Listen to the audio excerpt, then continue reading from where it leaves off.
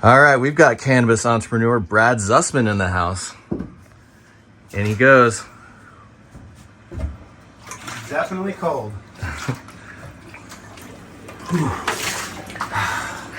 There he is. All right. How you feel, bud? Feels great. Colder than heck. Yeah, it's definitely cold. All right, time for your cold question, Brad. What advice would you give to an aspiring young drug dealer who wanted to get into the business?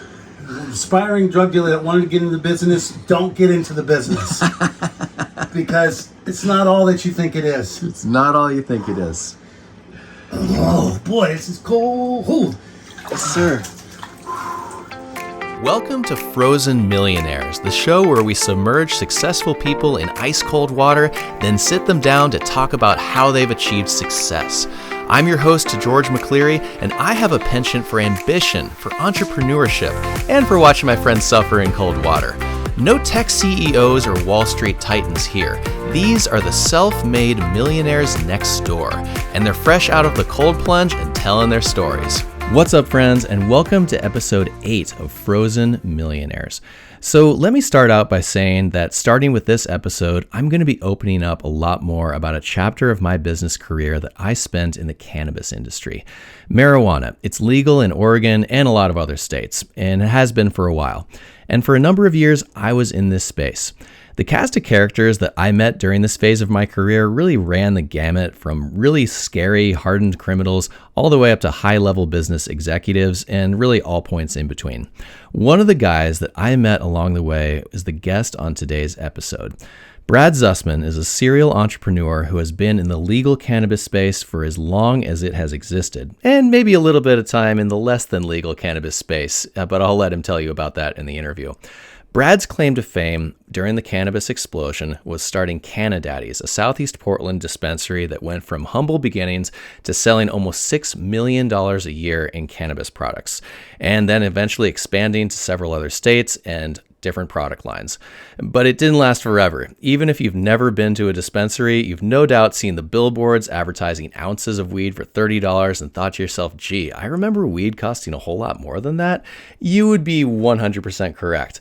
And that's because marijuana, now that it's legal, is subject to the laws of supply and demand, just like everything else, and prices have come down pretty much every year for the past 20 years. Dispensaries have thinner margins. They get raided, they get robbed. You've got a completely different set of tax laws to abide by. It was and still is, in a lot of ways, the Wild West. Most would agree that the big money in the legal states has come and gone, and that cannabis was a modern-day gold rush. And it minted a lot of millionaires, but not a lot of them are still standing. And if they are, they're likely more like thousandaires. One guy that is still standing and thriving is Brad Zusman, and he has a heck of a story to tell. Here's my conversation with Brad Zusman. In the studio today, we have Brad Zusman. If you've never heard of Brad, then you're probably not in the cannabis business in Portland or in Las Vegas. He's multi-state now. Brad, why don't you introduce yourself and tell everybody who you are and what it is that you do. Yeah, my name is Brad Zusman. I was originally born here in Portland, Oregon. I've lived all over the United States. What I do now is I started off in the food business and then migrated from the food business into the cannabis business. I opened up a dispensary called Cannadaddies, and in a 2-year period turned it from the worst dispensary to the best dispensary. Started with $23,000, sold it for $3.2 million. It also left me 2 licenses, which was my wholesale and my processing license, which I had a brand called Mellow Vibes. So what I do is I make edibles. Those edibles are in Oregon, Nevada, Arizona, and in New York right now. And we'll be going into Canada at the first of the year in 2024. That's awesome. So you are a multifaceted cannabis entrepreneur in terms of retail, manufacturing, just all wholesaling, all facets of the business. It seems like you've had some experience in that. Yeah, I was one of the earlier pioneers. Due to my experience in the food business, catering business, I was able to educate a lot of the entrepreneurs in the cannabis space and provide services where I developed software that allowed us to do a VMI, that's a vendor managed inventory, to where I can bring the business in And then I would take their product, I would put it into my dispensary, and we would pay as we sold the product. But with that, I provided them reports which showed who sold the product, when it was sold, and where it was sold at. So what did it end up? So this gives them extra data points, essentially. Absolutely. And those are valuable data points, and ones that I valued at the time, because just a little background for my viewers. The reason that I know Brad and how we got to know each other is I used to sell my product to his dispensary at Cannabis, and that's where we met.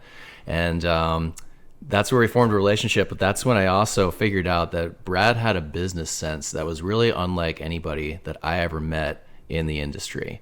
And you're going to meet all types of people in all types of industries, but in cannabis, let's just say the ones that I was meeting at the time, and again, this is in the early days. Oh, absolutely. That it wasn't always what I like to call the A students, but Brad seemed to me that he really had his act together, and he was one of the A students, and his longevity in the business is a real testament to that, because I can tell you firsthand, it is an absolutely brutal business. Do you think that's fair to say? Absolutely. There was an article 5 years ago of the top 40 cannabis entrepreneurs in Oregon. I am the last one left.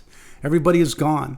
The reason I'm here is because I understood the challenges and the issues that people were having, and I created the solutions to be able to solve those problems, which then made it a better industry from the brand to the consumer. I give you respect for that, man, because I personally bailed. I saw kind of the writing on the wall. I said, this is a race to the bottom. This is a commodity.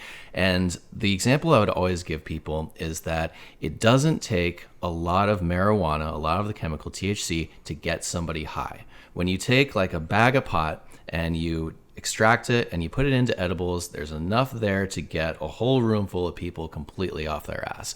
And when you've got a big proliferation of supply and only so many people that are smoking weed, like that's it's expanding. The market is expanding. But I was like, I've seen prices decline for years. I think that this is no longer a thing for me. So I took off. But it sounds like you adapted. Yeah. So before we get into that, though, real quick, so Brad is a master of adaptation, and we will get into that. But but first, what I want to hear is the origin story, how you got to where you are, because you have had a hell of a journey. And just sitting in the back room at Cannabis when you and I were just cutting it up, you told me about how everything kind of started, and I was just transfixed. There might have been an arrest in there. So why don't you go back to the early days? Yeah, let's start with the arrest. Back in 1987, I got arrested in Portland, Oregon, and unfortunately, it was the largest bust to that date. I got busted with 25 pounds of marijuana and 2 kilos of cocaine. And this is what year? This was in 1987. Okay, so all this stuff very illegal. Like cocaine still and was super illegal, but getting busted with weed now is very different than getting busted in like the 80s. Oh, absolutely. Yeah, I mean, much bigger trouble. Back in the 80s, it was, the cops were mean. They would, beat you up. They would do anything and everything, and it was their word against yours, and there was no cameras, nothing to be able to be there for the person that's getting arrested. So it was very challenging. I mean, they broke all my windows. They broke my back door, my front door. They end up coming in, breaking all my bedroom doors. Even though they entered, they still broke them and took them off the hinges and everything like that.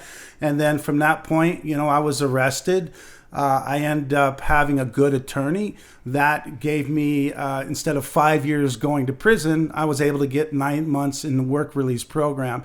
And the reason I was able to get 9 months in a work release program is because I had started my catering business 3 months prior to me getting busted. So I had converted an old bread truck into a mobile kitchen, and then I was just going around to different festivals, different things, and being able to provide barbecue. My business was called Bradley's Barbecue. So that was your first real business, was Bradley's Barbecue Catering. Catering, yes. Out of the truck. Yep, my first catering job came from Battery Exchange back in 1987. And that's kind of what got me going into the catering business outside the mobile cart business. And from that point, I just grew and grew and grew. I grew into where my company was doing parties of 1,000 to 25,000 people. Wow. I did Scott-Rages for 25,000 people, 7 meals back to back. And you're a really young man at this point, aren't Absolutely. you? I was about 22, 23 years old. 23-year-old kid running a business that can cater and feed 1,000 people. Minimum of 1,000 people. At the same time, I mean, there was a event where I was doing 25,000 people for Scott-Rages at Shampooey Park. I was doing another event in Seattle for 4,000 people for a company picnic. At the same time, I was doing festivals. So at one point, I had 165 employees between full-time and part-time back in about 1990. And this is where you cut your teeth in business, basically. Absolutely, yeah. I started with no money whatsoever, just a dream. I was able to work and save $1,000. From that $1,000, I grew my business. Wow. That's amazing. So what became of it? Did it just keep going and then you sold it, or? Well, it kept on going. From that point, I ended up getting a restaurant in the 200 Market Building. It's across from the Keller Auditorium here in Portland. Right. And I had that location for about 26 years. Out of that, we opened up a second restaurant that was on 2nd and Taylor.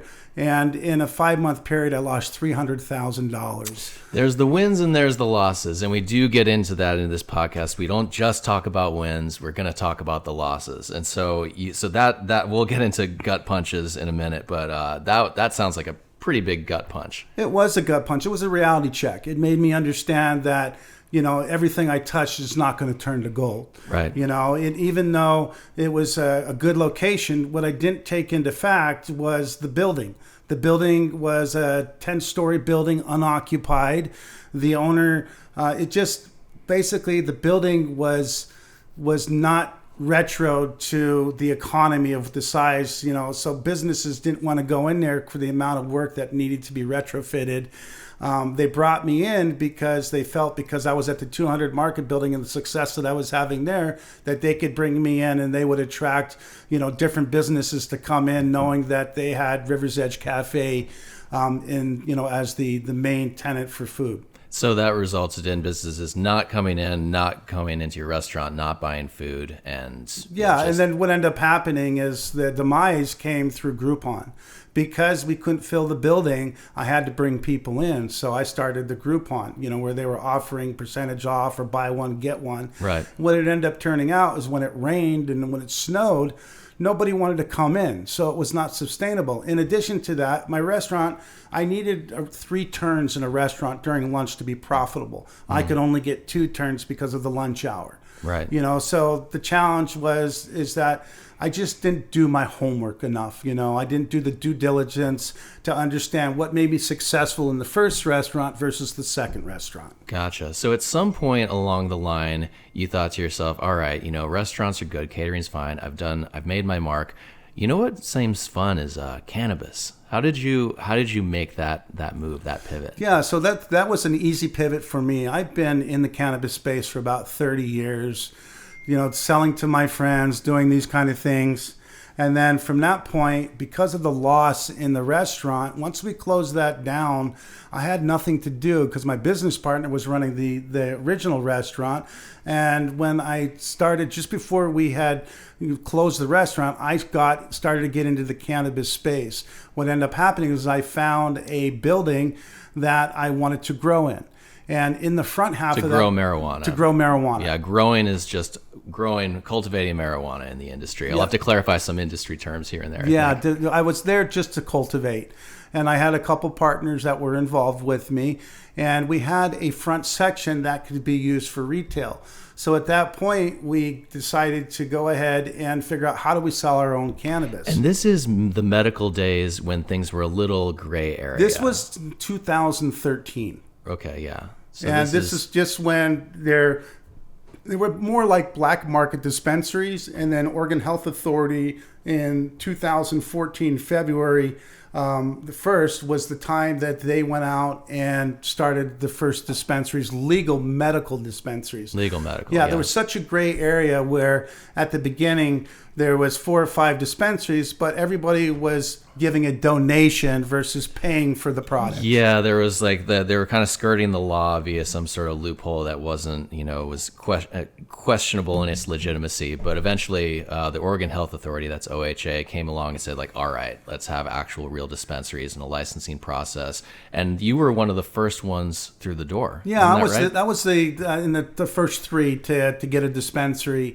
When we had, prior to that, we basically had a farmer's market. A farmer's market is where I rented spaces to various farms for them to sell their product within my walls. And what I did is I got a percentage of that. OHA came in and said that had to go away before we opened up into actually OHA dispensaries. So at that time, I got rid of the farmers market and then started purchasing cannabis from those farmers and other people to purchase either concentrates. And at that time, there were no cartridges back there. It was only like shatter, and the shatter was black. It wasn't like today's product because we were shatter is like a hardened cannabis concentrate, sort of like a very fancy hash. I'm having to dumb a lot of this down. No, that's fine. But basically, it's where you take out the active ingredient out of the cannabis, and you're left with something that's a whole lot more powerful than marijuana, and it's sold in little containers. And yeah, that's dabs, as the kids call it. Yeah, you can dab, or you can take that and sprinkle it onto a joint, roll it up, and smoke it that way. There it is. Yeah. No, this was my world for a short period of time in my career, and part of me misses it, but then part of me is glad that I got out. So, well, I think you did the right move by getting out. I mean, I don't own any more licenses. I sold my processing and my wholesale license in May of 23. And now I just basically license my brand out in all 4 states along with my technology. Sounds like you've done a lot of adapting along the way. And so getting back to Cannadaddies. Sure. So Cannadaddies starts, you're one of the first people in the business, because what I know from Cannadaddies is by the time you and I met each other, Cannadaddies was just humming. It was like an Apple store. Like everybody was just going in and out of there. You were moving tons of product.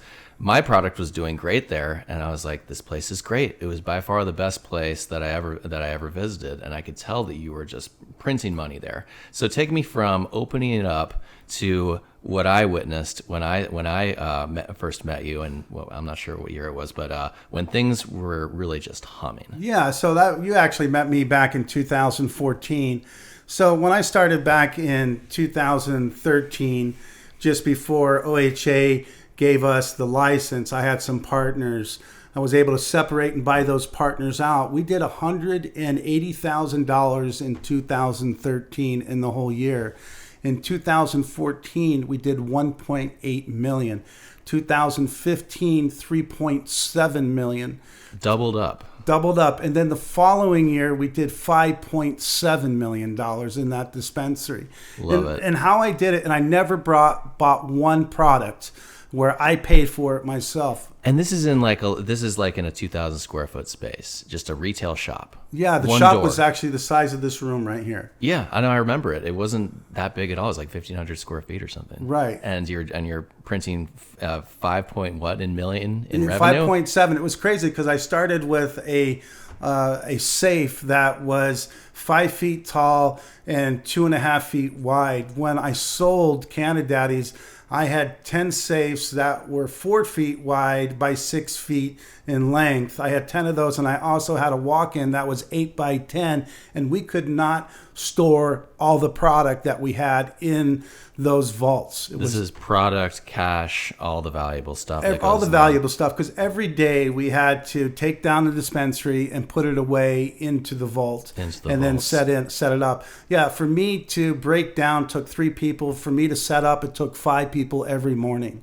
But I would open up my doors at 9 o'clock, and by 9:10, I would have already done $10,000. That's amazing. That's great. It's just what happened was Cannadaddies was, there wasn't hundreds of dispensaries like there are now. So people came from Idaho, Pendleton. They all drove anywhere from 5 hours to come down to my dispensary. And we would let those people in first And they would all buy anywhere from £1 to £5 each at the time. They would just max out whatever they could purchase. So I remember one time we opened up at 9 o'clock, and at 9:03 we had done $30,000.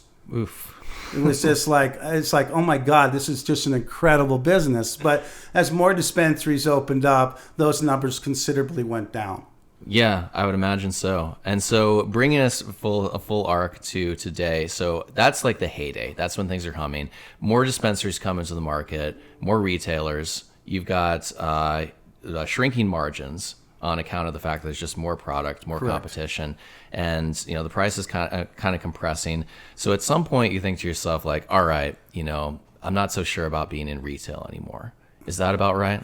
Yeah, back in 2018, I realized that, there were going to be 6 dispensaries opened up within a 2-mile radius of me trying to take my business from me. Yep. And eventually it started to work. Yeah, and I thought to myself, okay, when is the right time for me to get out? Well, I sold my company in 2018 for $3.2 million to a company called Groundworks. Mm-hmm. They purchased the license and the business, and about 6 months later, OLCC, which is another municipal which runs the recreational program, they had given Groundworks the licensing. Right. I see. Okay, so you sold out of Cannadaddy's, but then you've had a lot of sort of like, I guess, offshoot brands. Like there's Mellow Vibes and there's other things. Yeah, and that's sort of what seems like it kind of blossomed at that point. Once you were kind of free from the shackles of having to run a retail shop with like tons of employees. I mean, I saw it. Like you were running the place. It's not an easy thing to do. So once you're no longer, you're not shackled to that anymore, the world is your oyster. Right. What do you do then? Well, at that point, I had Blaze Chocolates was our chocolate line. Really good chocolates, by the way. Yeah, I've won lots of awards for our chocolates, but those were in a variety of different dispensaries. And when I had $3.2 million, I paid my taxes to the feds. It left me with quite a bit of money, and I still had my wholesale license and my production license. We did the $3.2 million, and from that point, I had the money. I paid part of it to the feds. It left me additional money, and I still had my processing license, which my kitchen was in Corvallis, Oregon, and then I had my wholesale license as well. From that point, I went out and opened up another brand called Head Trip. And Head Trip, unfortunately, we had to change the name because when we went into Nevada, they denied Blaze because they felt you were blazing a joint or blazing a product. And then with Head Trip... Naturally, that's exactly what you're doing. That's exactly right. Why are you not allowed to do that? And then Nevada, they told us that we couldn't use Head Trip because it was insinuating that you were tripping off the product. So at that point, they shot us back down and said, okay, you have to change the name. So at that point, we came up with Mellow Vibes. And that's how we started the brand Mellow Vibes from Head Trip to... I like that name. Maybe that sounds like it was a pain in the ass, but I feel like Mellow Vibes has a really nice ring to it. It does. I think the one thing that we like the most about Mellow Vibes is that it transitioned Head Trip to Mellow Vibes more into a national global name, which can be recognized. One of the things that I've always done in the past is when I come up with my naming conventions, I look at other names that are similar in the open market. For example, here, my catering company was called Silver Baron Catering. I designed that name around Red Baron Pizza. Oh, okay. So I thought that if I could create something that's similar, that people would recognize the name a lot better. So that's where I came up with Mellow Vibes. You had Mellow Yellow, the drink. And so I figured everybody has mellow and everybody has vibes in them. Yeah. So that's how I came up with the brand Mellow Vibes. Did that same sort of formula go into Cannadaddy's? It did not at the point. It's really weird how Cannadaddy's came up. One of my friends, I was doing the edibles, and he says, why don't you name it Cannadaddy's? The edible. And I said, well, wait a second here. I've got Blaze, but that's a great name, and I'll do it for the dispensary. So that's how we came up with the name Cannadaddy's for the dispensary. Okay, so you're creating these brands, you're going into different states, and so this is you kind of fine-tuning where exactly it is you can still make money in the cannabis industry. Yeah, so what ended up happening here is in order for me to go into other states, I had to find licensees that had kitchens, that wanted to have a brand but didn't want to reinvent the wheel. They wanted a turnkey solution where you had marketing, you had the ingredients, you had everything laid out. And I had spent 4 years developing all that. So it was really easy for me to be able to get into Nevada, easy for me to get into the other states. The challenge that we ran into after a while was trying to figure out like the mechanics of it, the logistics of it. Once we figured that out, it was as easy as pie. The reason that I sold my licenses in Oregon was because I figured out how to make money without putting up the risk and doing a licensing. So most of my licensing arrangements, I get anywhere from 15 to 20% of the gross that is sold. So when you say the risk, describe what you mean by that, because a lot of this stuff seems like a big capex, like building out a dispensary. Yeah, I mean, to build out a kitchen and all the ingredients to launch a brand, you're looking at $300,000 to $500,000. And I didn't want to put out that money in the new market. So I was able to find brands or individuals who had the capital but didn't want to take the risk in developing their own brand. They wanted a brand that was recognizable in other states. Gotcha. Okay. Yeah. So basically the risk, I look at the risk as putting in the capex, all the equipment, signing a 5-year lease, because if it doesn't work, you're still tied to that lease.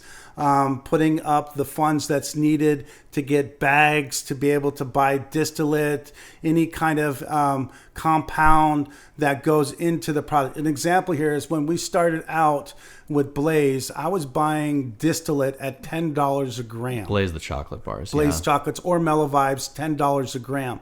Today I buy it at $1 a gram. So it's 9 times less the cost now than it was when I first started out. Yeah, and that's kind of been like across the board. Like I read somewhere recently that weed is now cheaper than it ever has been, or something. Or has that been true pretty much year over year? Yeah, I mean it's crazy when you can go around and see an ounce for $30.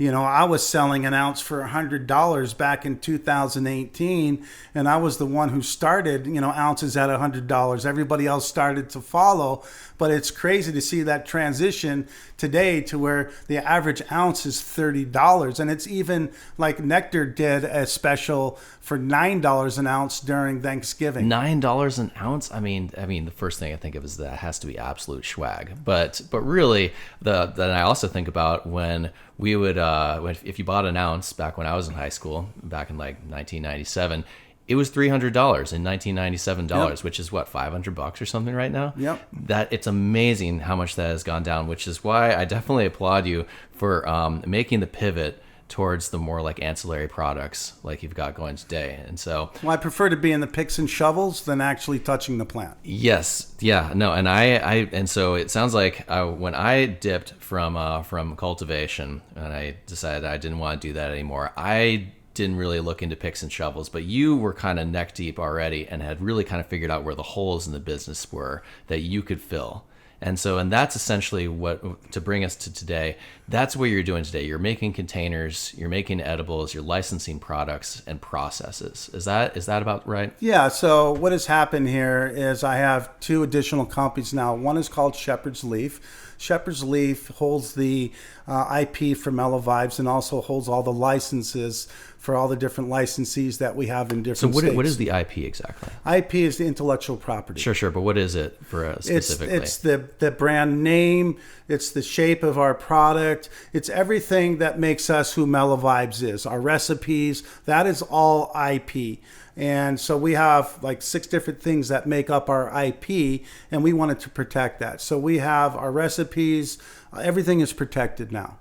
Okay, and so, this is your candy recipes? That's the candy recipes. That's anything to do with the edible form of it itself. And then we have another company called Elevated Technologies. And what that is I have discovered the holes in the cannabis market. In the edibles, a lot of people have bad experiences with taking an edible. And the reason is because the edibles of the olden days, they were never tested.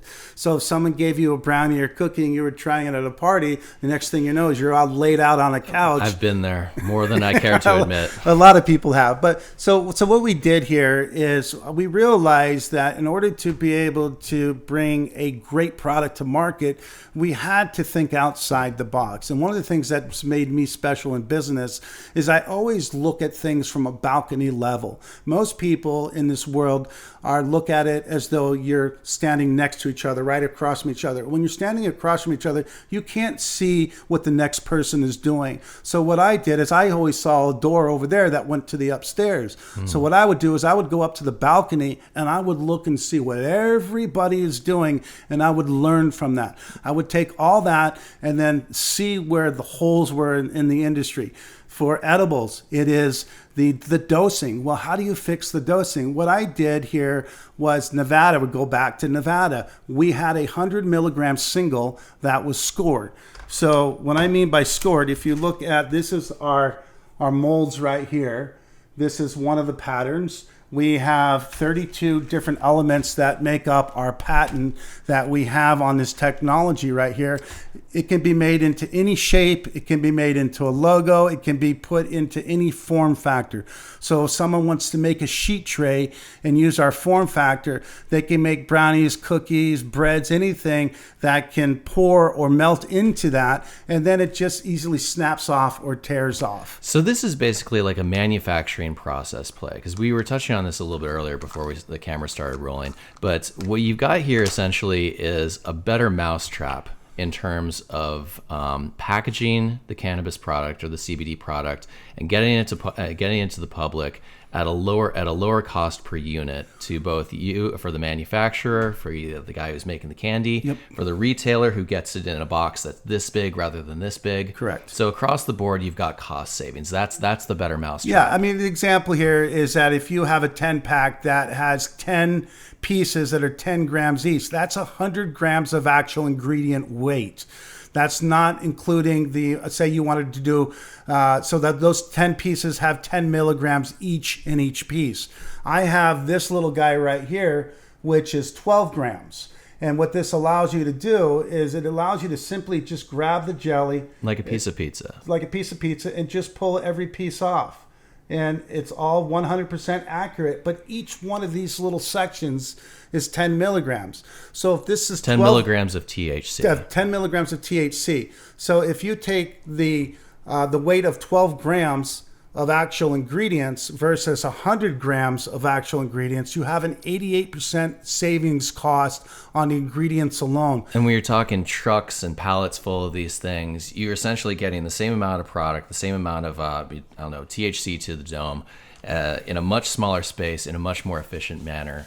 And that with a manufacturing process that doesn't break the bank and it's easier than before. Yeah, and what's really unique about our different the technology here is that we can make the technology in a 5-gram piece all the way up to a 20-gram piece. So if you're looking at someone that has a 10-gram piece and wants to take it now to a 5-gram piece, they're still going to save 50%, but then they can take it in microdose down to 1 milligram of THC. So when you're looking at a person that has had a bad experience, if you can start them out at 1 or 2 milligrams of THC versus 10 milligrams, they're going to have a much better experience, and they're going to be able to control their experience. Being able to control it really is everything, because people's sensitivities on these things, that's one thing that I figured out over the years in cannabis, is that people's sensitivities range massively.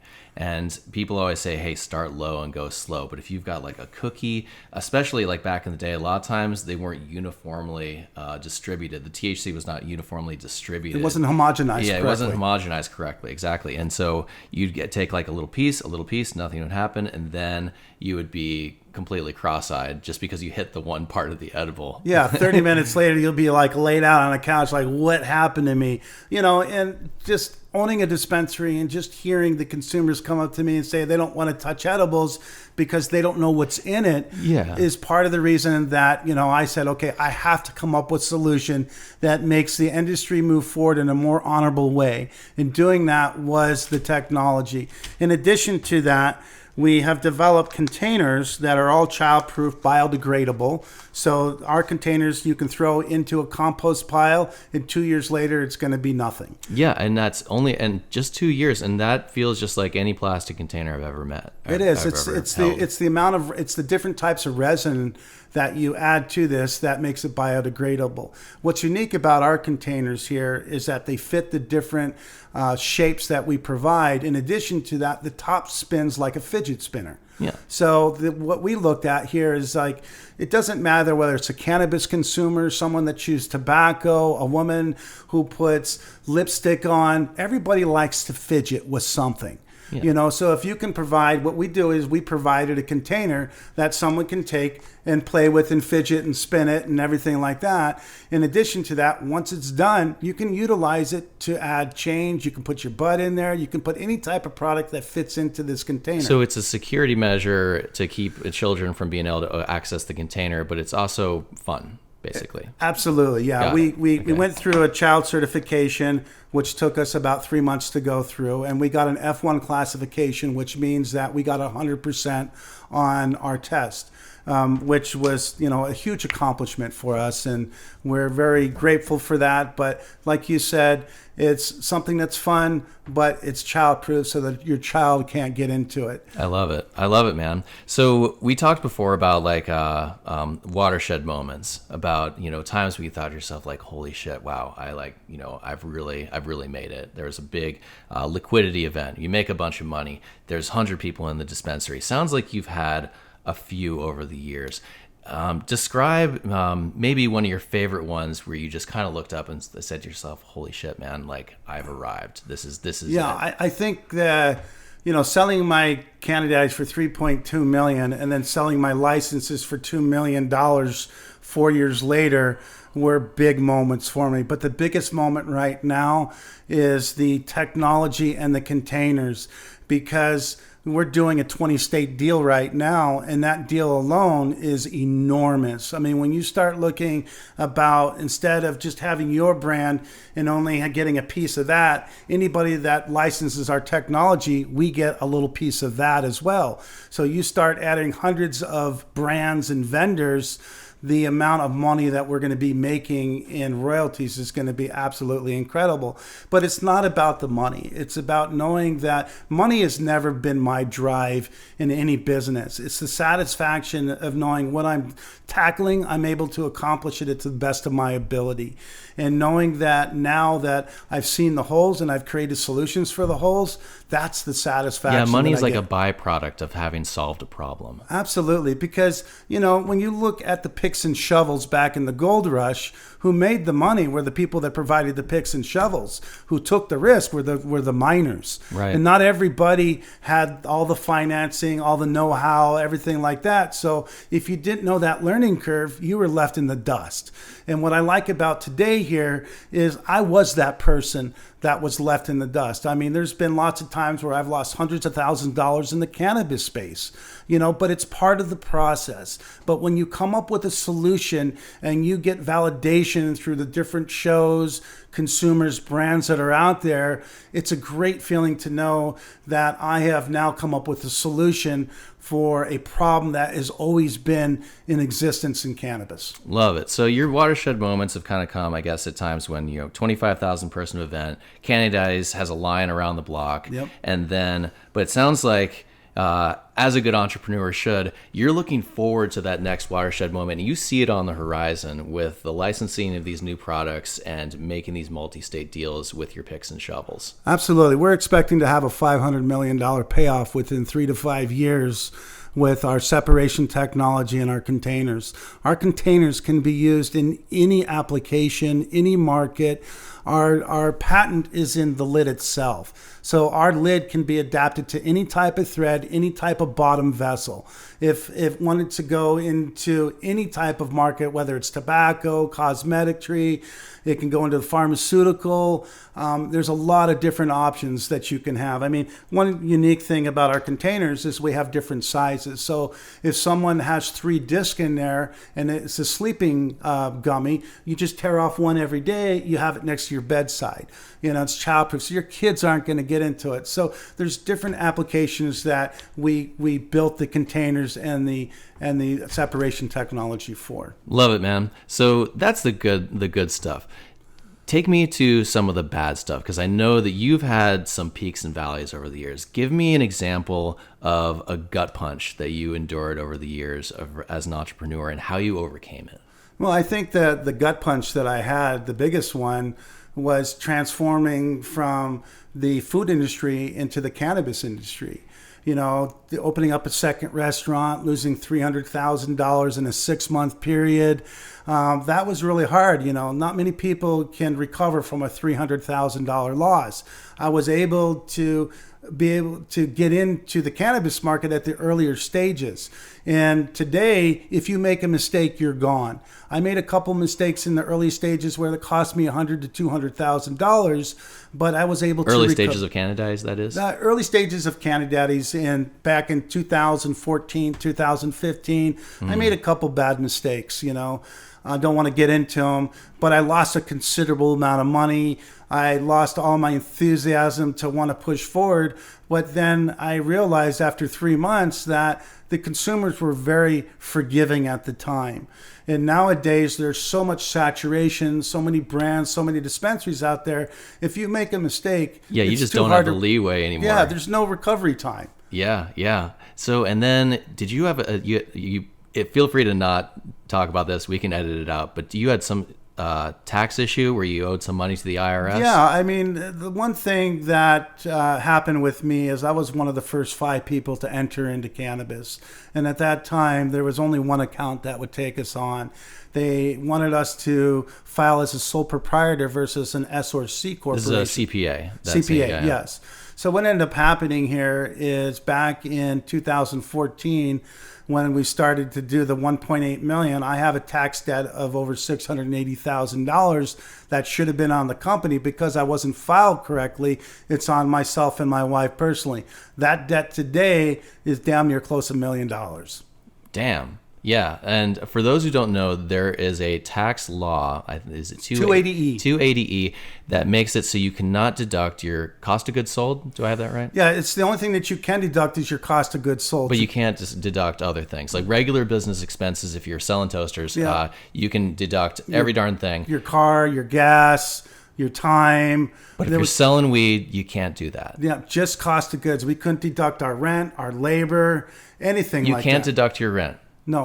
Thousands, tens of thousands of dollars, your labor, your workforce, because you had like dozens of people working there. Not only that, but then, someone that's growing as fast as I was growing up, I had $500,000 of cash sitting in a safe. That money should have been in a bank, not in a safe. And it's still a problem today. Yeah. I was very fortunate enough to be able to get cannabis banking, which allowed us to transfer our business from a cash business. Did you ever get robbed? Did you ever get a gun pointed at you? We were lucky enough where we never got robbed. We got robbed for product, but nothing for cash. Wow. That's fortunate. Well, I had armed security. So, anybody who's going to come into my dispensary, you were going to face 2 guards that had guns on them. In addition to that, when we started getting cannabis banking, all my money was transferred through my personal security, and they had guns. And there was always be 2 people transferring the money to the bank. So we never had issues, but I know 30, 40 vendors that have had products stolen, money stolen at gunpoint, one person killed, so it's not a business that you want to get into. Yeah. Definitely back then. Today, there's still challenges. There's no banking. So you still have to deal with the cash issue. You sure do. Banking is going to be an issue for years to come. I figured they would have solved it by now, but they still haven't. So I figured it would be 2026 before I figured actually between 2024 to 26 is when the feds would legalize cannabis. Once they legalize cannabis, banking will open up. I mean, you think about this. Not one person can go out and get a bank loan from a bank. You have to go out and get a loan from a loan shark or some loan from a personal investor with very high interest rates. Mm-hmm. Now, I've taken out loans where I've paid, I got a $100,000 loan and paid $50,000 in return in a 3-month period. Oof. Yeah. But that's the way it is. That's loan sharking, and if you're in a business and you're trying to grow your business and you know that you're making so much money, you're going to go ahead and take those risks, But this is why I say nowadays, if you're taking those kind of loans, you're not going to survive, period, because there's just if you make a mistake, you're gone. Yeah. No, there's just zero margin for error. Whereas back in the day, even someone like myself with no cannabis experience whatsoever could actually do pretty well. And so, so you've been operating on a pretty high level for a while. So I'm dead curious to hear your morning routine. Yeah, so what I do is I get up about 5 o'clock in the morning. I start out with a jacuzzi for about 20 minutes to a half an hour. That's not a bad way to wake up. No, I like to do that. And then once I'm done with the jacuzzi, I'll sit outside, especially in the cold, for about 4 to 5 minutes. And then I'll go upstairs. I'll take an ice cold shower for about 5 to 10 minutes. So you're doing a kind of a cold plunge in the morning. I do a cold plunge, but not like this. I mean, I'm always going cold to hot, cold to hot. Okay. So It's not like I'm going into something cold and standing there for a little bit of a time. But I do that, and then from that point, I go out and generally we'll have oatmeal and a yogurt parfait to start out first thing. And then I'll take about 20 minutes, half an hour, and watch the news, get updated what's going on in the world. And from that point, about 7:45, 8 o'clock, I'm flipping up my computer, checking my schedule, what I've got going on today, and start planning my day for to go on. And that's how I start my mornings. Is there exercise integrated in there? Yeah, I do exercise right off the bat. So generally, as soon as I get out of the shower, because my body is like warm and ready to go, I'll start doing stretching for about anywhere from 10 to 15 minutes. And that's about all that I do. I have a broken back in 5 spots, plus my neck is broken in 3. So it's real hard for me to do running, any type of strenuous exercise. But stretching, doing walking, those kind of activities, that's generally what I'll do. Very cool. All right. The Fast 5 lightning rounds. Best habit you have? Best habit I have is just being a go-getter, not taking no for an answer. Yeah. The one word that I used to describe you earlier when we were talking was relentless. I think relentlessness, if that's a word, I'd say that is your habit of relentlessness. Yeah, because there's anything that I take on, I'm relentless about it. I don't accept no for an answer. There's never, to me, no is not in my vocabulary. It's always a yes. A good salesperson, a good entrepreneur knows how to take a no and turn it into a yes. Mm-hmm. No is not forever. I have learned that. It's being creative. It's understanding the situation that you're in and understanding that if you're in a situation where you do have a no, you have to think outside the box and figure out, okay, what's going to turn that no into a yes? And that's what I'm able to strategize with myself and my team. Love it. And what advice would you give yourself 10 years ago? 10 years, I would have given my advice is not to give up. There was times where in my younger life, I kind of felt like if I accomplished something and I failed, I would be very timid about wanting to redo it again. And, in cannabis, I failed twice. So, when I failed was about 8 years ago. So definitely 10 years ago, I would have told myself, just don't give up, keep going, keep trying, because if there's a will, there's always a way. Get back on the horse. Get back on the horse, absolutely. What does money mean to you? Money doesn't mean anything to me, to be quite honest with you. The joy of the journey is what means the most to me. It's the game to you. Absolutely. Yeah, because money comes and goes. What you have to do is you have to feel good about yourself, knowing what you're doing, you feel good about doing. When you're doing that, everything comes to you naturally. Got it. What are you worried about right now? I'm worried about just the future. Where is the industry going to move to? What are the players going to be? The future of the cannabis industry. Not just the cannabis industry, but the world as we know it today. We're all worried about that, Brad. I want to know what you worried about specifically. Specifically is just the tax debt that I have, just knowing that I'm starting a new business in the technology, something that I've never done. So there's going to be a lot of trial and error. There's going to be a learning curve. And it's just knowing how to handle those ups and downs and understanding the no's. Like I say, I don't take no for an answer. So when I do get no, I'm always trying to figure out, like, how do I change the situation and give a different view to be able to get that yes. Gotcha. And I think I already know the answer to this, but what are you excited about right now? I'm excited about right here, the technology and the containers, because I have built the picks and shovels for the cannabis industry and all industries.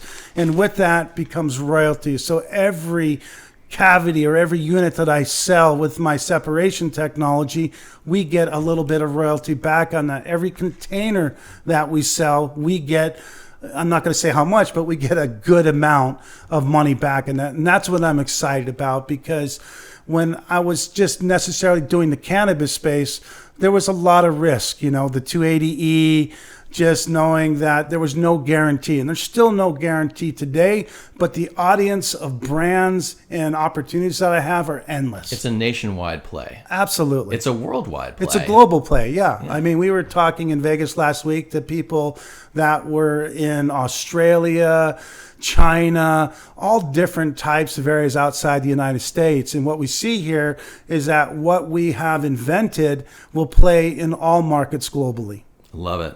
How do people find you if they want to get in contact with you? Right now, the only way to find us is through mellowvibes.com or elevatetechnologies.com. Because of the way that the world is meant today with cell phones, they're not listed like a phone book. So it's kind of hard to find that. But, I'm on social media. I'm on LinkedIn. I'm on Instagram. So you can find Brad Zusman anywhere. Gotcha. Okay. Yeah. All right, Brad, this has been tremendous. It's been a little bit of a walk down memory lane for me, and it's been just great to reconnect, and love hearing about you, love hearing about your business. If you're listening, you're curious about picks and shovels, cannabis, catering, anything that Brad has talked about, I invite you to give him a call, don't call him. Don't call Send me an email. Send him an email. My email address is brad@mellowvibes.com. Very simple, MELLOWVIBES.com. Brad at the beginning. Yeah, dynamic entrepreneur. It's been an absolute pleasure. Thanks so much, Brad. It's been great. Pleasure, George. Thank you for having me. Awesome. Great. So that's the story of Brad Zusman. So Brad's story is a great playbook on what to do if you get popped with a couple dozen pounds of cocaine and marijuana at a young age. Once you're out of jail, it might be tough to get a job, so you might start your own thing and just never stop. That's what Brad did, and it was a heck of a ride. I can tell you guys from personal experience, cannabis started off as an easy business, but as competitors rushed in, it got tough really quick. During the glory days, I remember walking into Brad's dispensary and thinking to myself, holy smokes, this place is absolutely printing money. It was like an Apple store the week before Christmas, every single time I walked in. That's what $6 million a year in a tiny retail store looks like. But remember, these were the early days of legalization, the height of the gold rush, and these numbers were not long for the world. But Brad saw this and realized that he needed to adapt. The cheese had moved. If you haven't read the book, Who Moved My Cheese, it's about two mice who always eat cheese at the same location in a maze, and one day it's gone.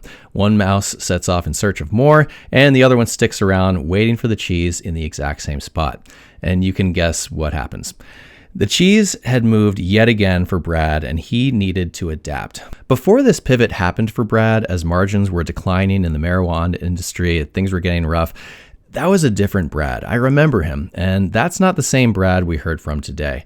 But lucky for us, the guy we heard from today is excited about business again, and it's because he changed gears, he changed strategies, and he realized that you just can't draw water from a stone.